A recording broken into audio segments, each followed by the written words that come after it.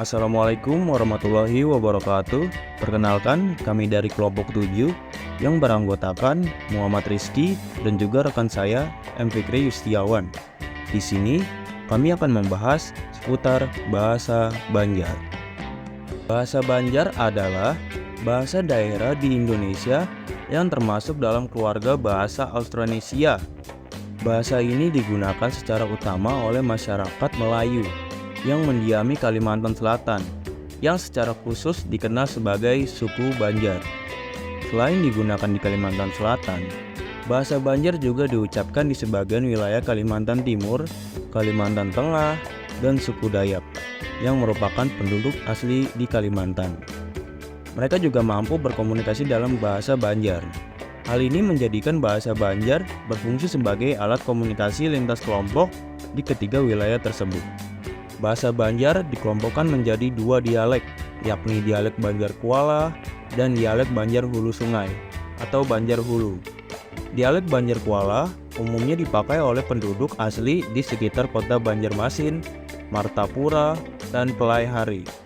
Sedangkan di dialek Banjar dipakai oleh penduduk di daerah Hulu Sungai pada umumnya, yaitu daerah-daerah Kabupaten Tapin, Hulu Sungai Selatan, Hulu Sungai Tengah, Hulu Sungai Utara, dan Tabalong. Kosakata yang digunakan di dalam bahasa Banjar banyak sekali kemiripan dengan bahasa lainnya, seperti bahasa Melayu, Jawa, dan bahasa asli suku Kalimantan, yaitu bahasa Dayak. Namun, terdapat sejumlah bentuk kosakata yang tidak identik dengan ketiga bahasa tadi. Sejarah atau asal-usul bahasa Banjar sendiri masih berupa hipotesa. Banyak pendapat dari para peneliti mengenai asal-usul bahasa Banjar ini. Sebagian ahli bahasa berpendapat bahwa bahasa Banjar tergolong dalam kelompok bahasa Melayu Borneo Timur. Kelompok Borneo Timur menurunkan dua kelompok yang lain, yaitu Borneo Utara dan Borneo Tenggara. Borneo Tenggara menurunkan satu cabang yang akhirnya menurunkan bahasa Berau dan Kutai, dan satu cabang lagi disebut sebagai kelompok Borneo Selatan yang menurunkan bahasa Banjar dan Bukit. Pendapat lainnya mengatakan bahwa bahasa Banjar merupakan turunan dari bahasa Proto-Melayu Javanik yang nantinya akan menghasilkan dua subbab bahasa, yaitu Javanik dan Proto-Melayu, yang mana Javanik menghasilkan bahasa Sunda, Jawa, dan Madura, sedangkan Proto-Melayu menghasilkan bahasa Banjar, Iban, Melayu Jakarta atau Betawi, Melayu Standar, dan Minangkabau. Hubungan antara orang Banjar dan orang Jawa terjadi sudah sangat lama sekali. Hal ini dinyatakan di dalam kitab Tutur Candi dan Hikayat Lambung Mangkurat.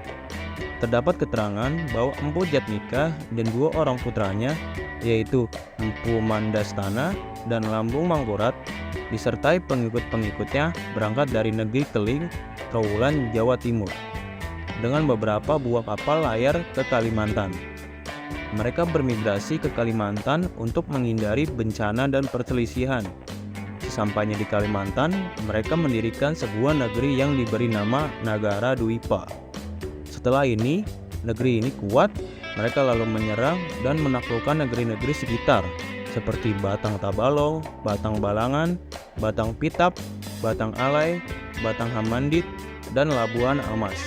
Kejadian ini dibuktikan dengan ditemukannya Candi Agung yang dibuat oleh Empu Jatmika. Dalam perkembangannya, bahasa Banjar terbagi menjadi dua dialek, yaitu dialek Banjar Kuala dan dialek Banjar Hulu.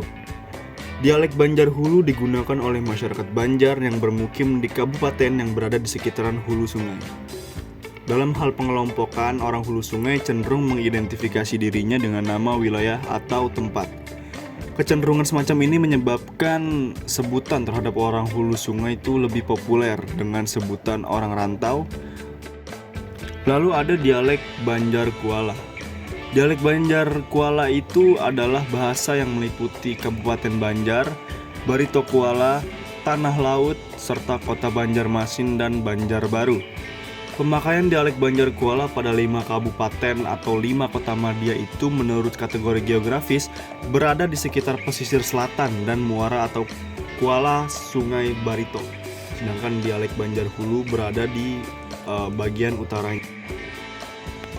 Di dalam bahasa Banjar juga terdapat tingkatan bahasa seperti yang ada di dalam bahasa Jawa, tetapi hanya untuk kata ganti orang yang tetap digunakan sampai sekarang. Zaman dahulu sebelum dihapuskannya Kesultanan Banjar pada tahun 1860, bahasa Banjar juga mengenal sejenis bahasa halus yang disebut bahasa dalam atau bahasa istana, yang merupakan pengaruh dari bahasa Jawa.